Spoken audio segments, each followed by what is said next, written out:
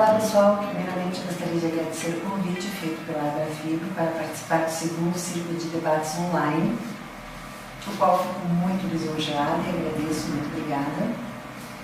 Eu assisti o primeiro debate da doutora Solange, psicóloga, que teve grande sucesso e esperamos repetir. Meu nome é Maria Beatriz de Campos, sou médica ginecologista com pós-graduação em dor, atuante em Curitiba, Paraná.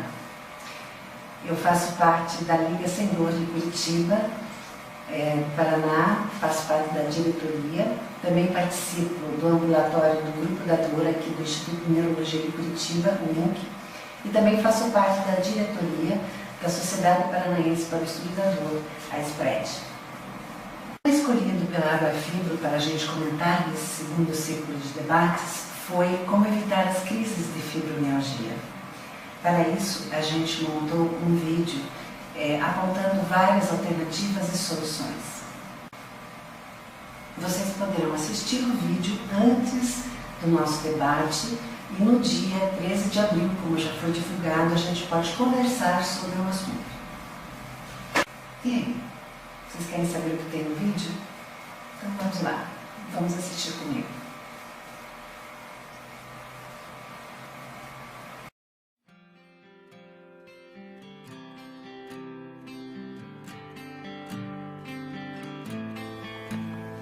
Este é o nosso segundo círculo de debates online da Abrafibro, Associação Brasileira de Fibromialgia, sendo que o nosso tema de hoje é como evitar as crises de fibromialgia.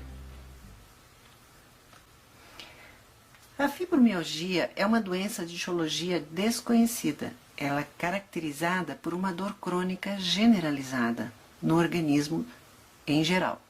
Está presente nos 4 quadrantes corporais. Geralmente, ela é diagnosticada pelos médicos como presença de 18 pontos no organismo. São pontos que aparecem e que o médico diagnostica como sendo pontos em que apresentam dor. Esses pontos apresentam-se tanto na parte superior do corpo como na parte inferior do corpo. Ela é acompanhada de outros sintomas, como fadiga, transtornos do sono, mal-estar generalizado, ansiedade, depressão e... Então, a fibromialgia está relacionada com dor, ok?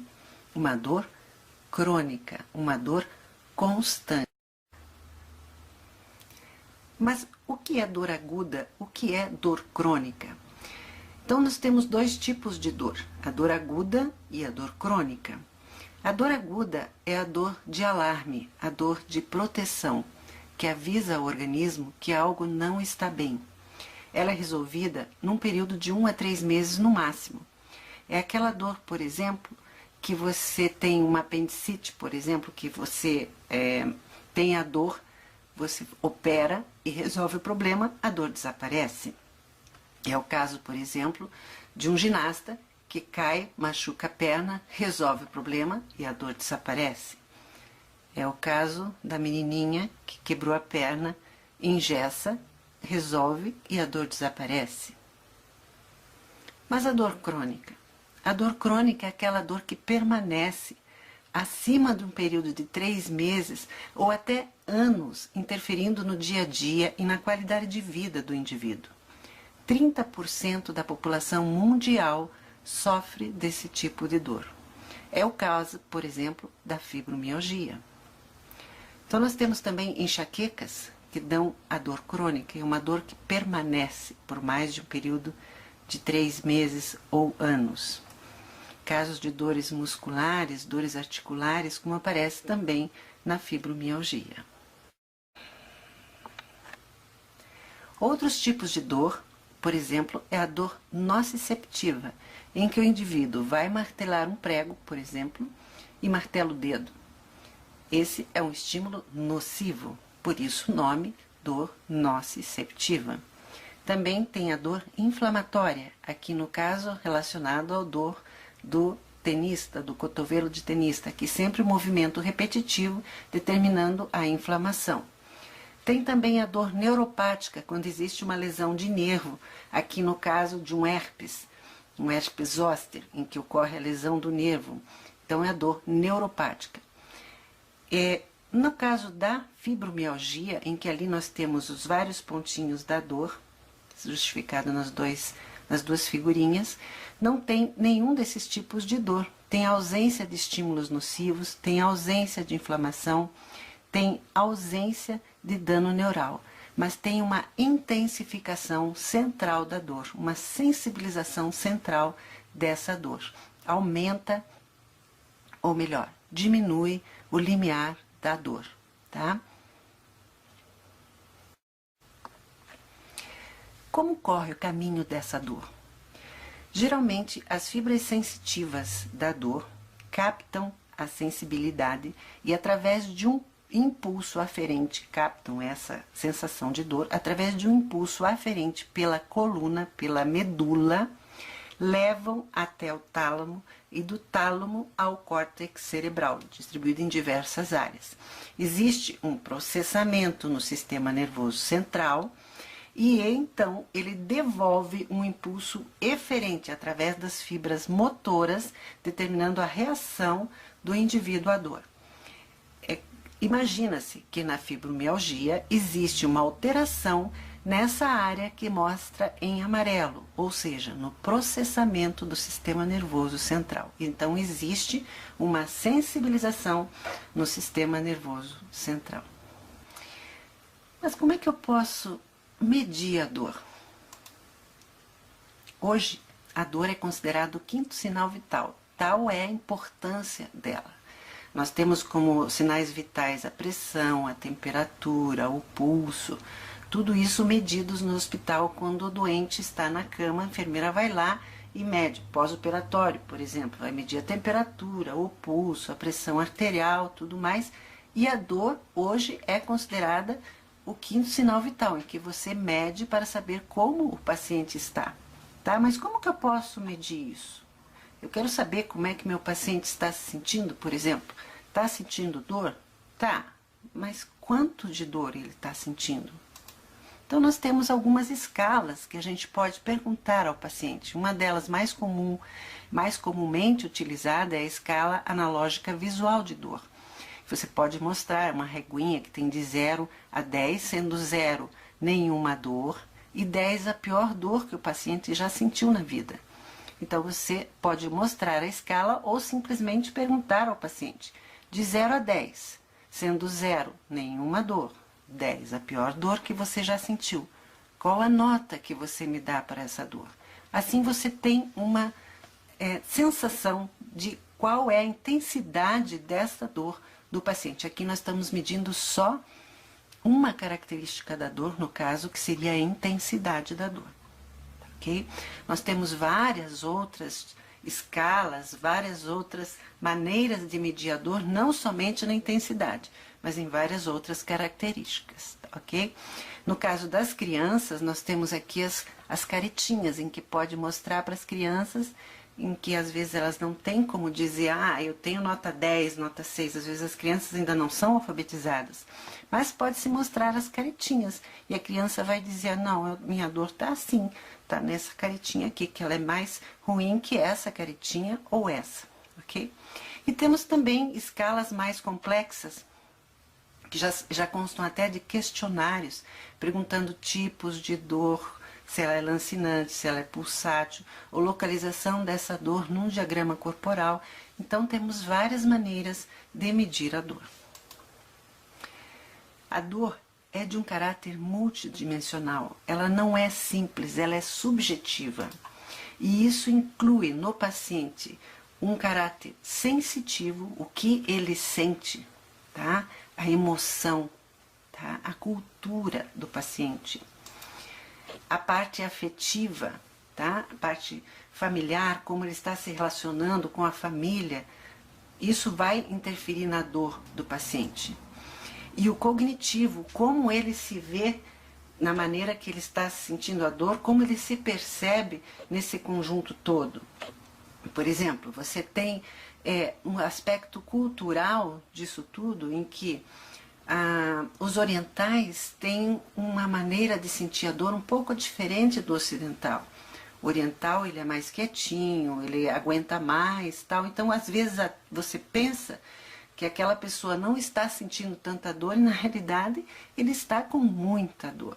Então, a dor é um caráter multidimensional, porque ela é muito subjetiva, envolvendo esses 3 caracteres aqui, e por isso nós precisamos de uma interdisciplinaridade no tratamento dessa dor, tá? O que é isso, a interdisciplinaridade? São várias especialidades tratando juntos de um paciente. Então, o que é o tratamento interdisciplinar?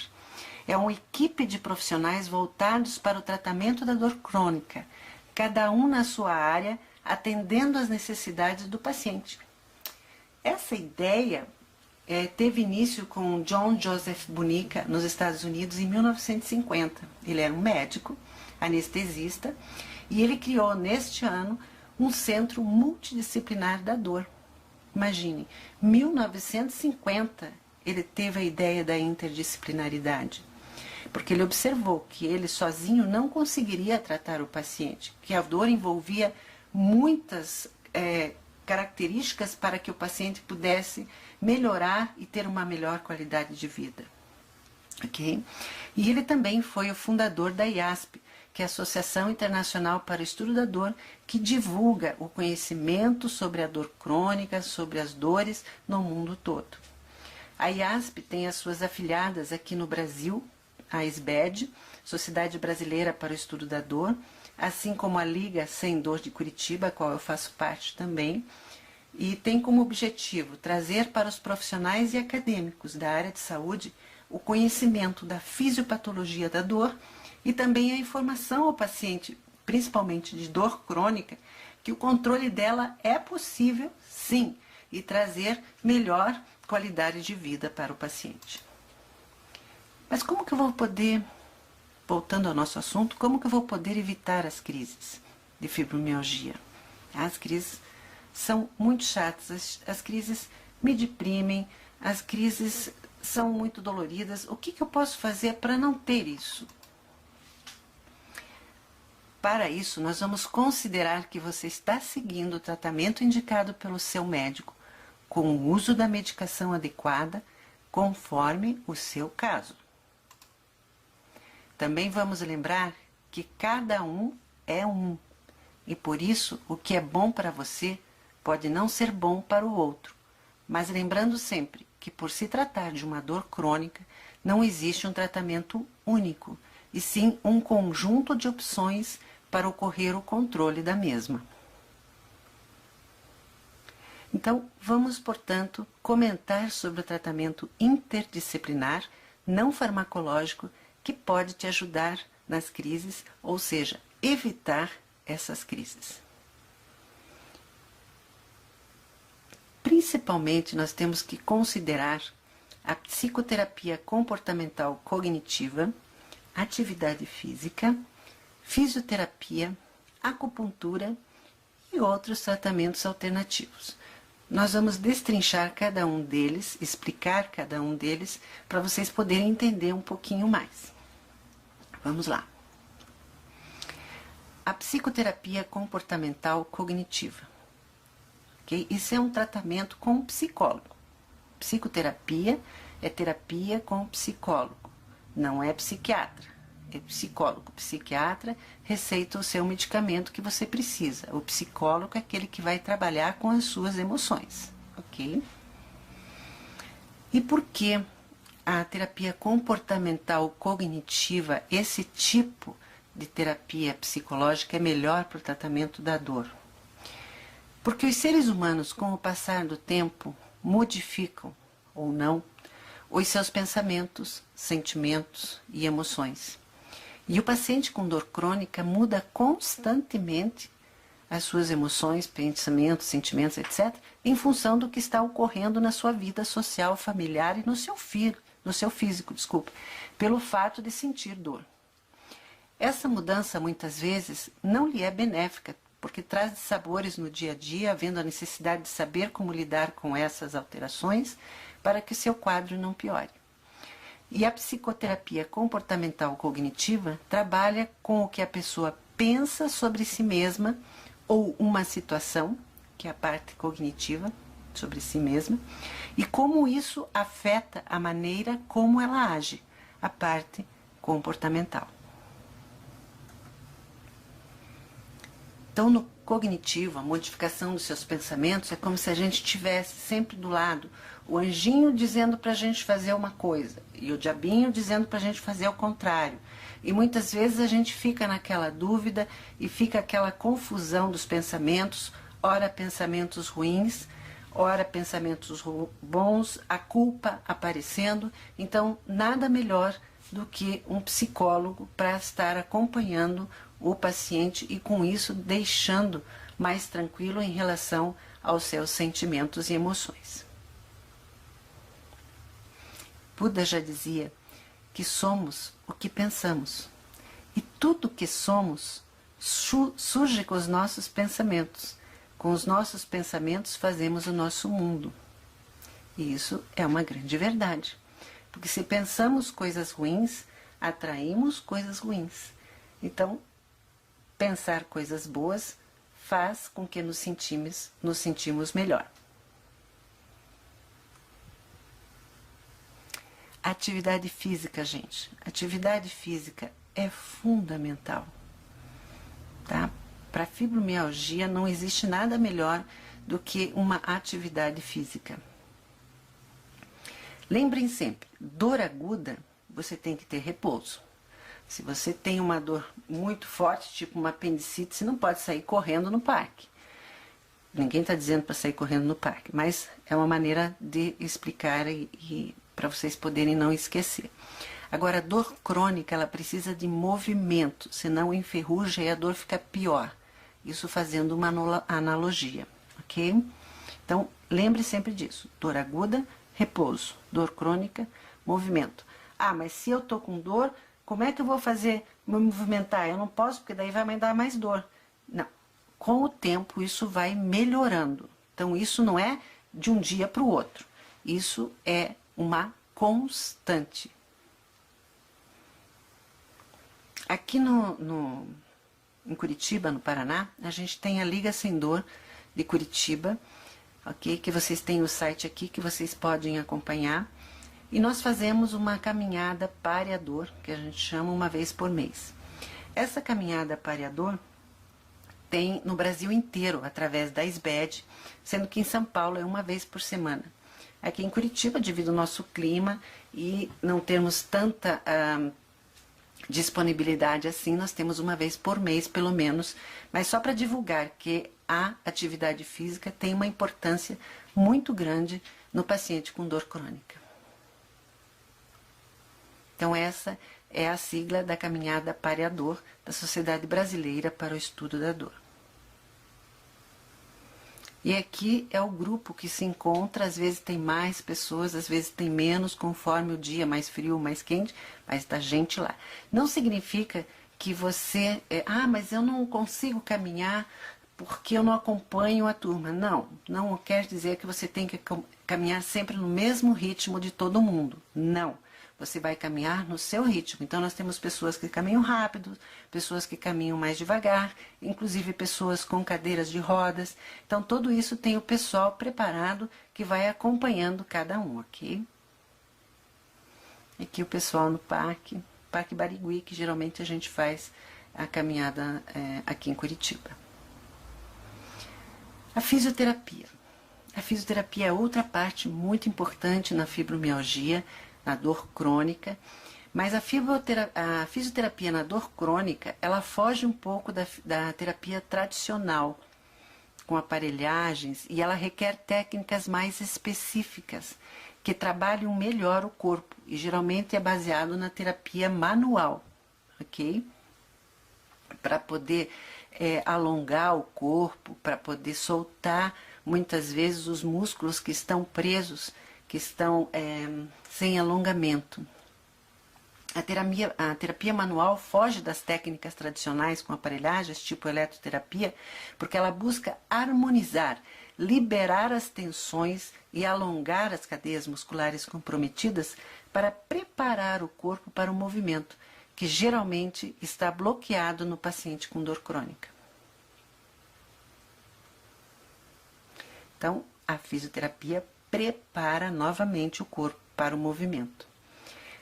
Vamos dizer assim, eu não vou fazer fisioterapia porque a fisioterapia é muito dolorida. É dolorida, no início é dolorida porque você está com os músculos presos. Muitas vezes tem pontos, que a gente chama pontos gatilhos, são tensões em alguns pontos maiores no músculo que causam as dores. E isso com o tempo vão sendo eliminados, às vezes até sendo necessário fazer inativação desses pontos com agulhamento, tá? Mas isso é outra história. Mas à medida que você vai fazendo a fisioterapia, começo com o uso de alguns anti-inflamatórios, tal, para poder dar o início, depois não tem mais problema. Depois faz parte do teu dia a dia. Acupuntura. A acupuntura é uma terapia que utiliza agulhas bem fininhas, com pontos específicos no corpo, para equilibrar os canais de energia, conforme a medicina tradicional chinesa. Isso tem sentido, é utilizado para aliviar a dor e outros sintomas associados, e também utilizado na inativação daqueles pontos gatilhos que eu estava falando no slide anterior, que são pontos de maior tensão do músculo. Nós temos também a eletroterapia na acupuntura, que pega uma grande parte da cadeia muscular, que também ajuda na eliminação de certas dores.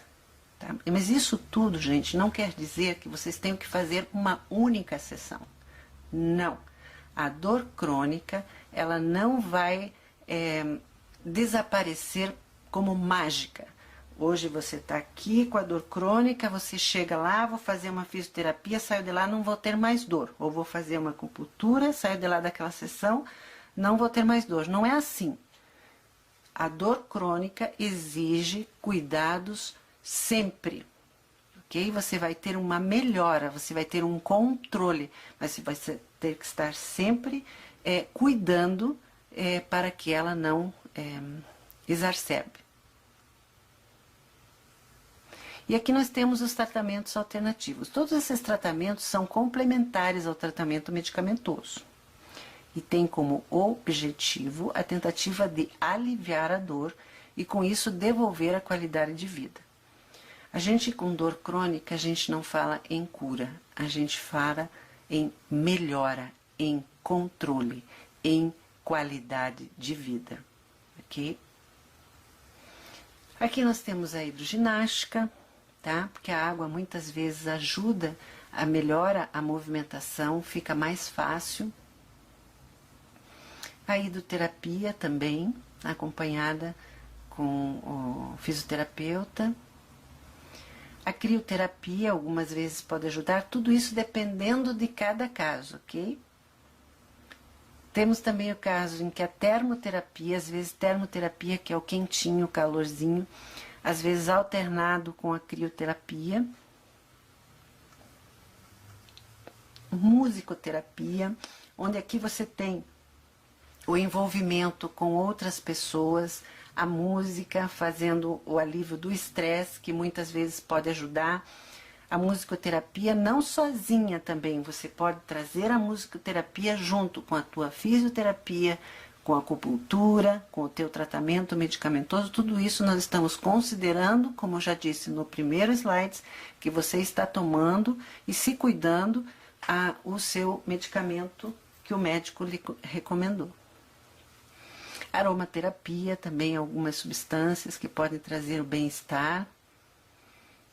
Fitoterápicos também podem ajudar, talvez não a única situação, mas pode ajudar no contexto. A quiropraxia.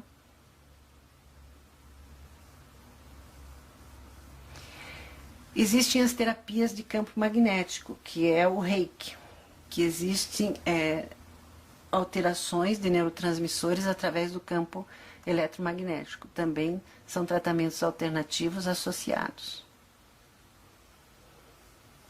E hoje, muito bacana e muito legal, existem os animais, a pet terapia, que estão sendo treinados para acompanhar, inclusive, pacientes internados em hospitais, porque tem se visto muito as melhoras das crianças, adolescentes, idosos, como motivação nos tratamentos das diversas patologias. Então, como nós vamos evitar as crises, como nós vamos fazer com que não tenhamos as dores maiores, o que nós podemos fazer?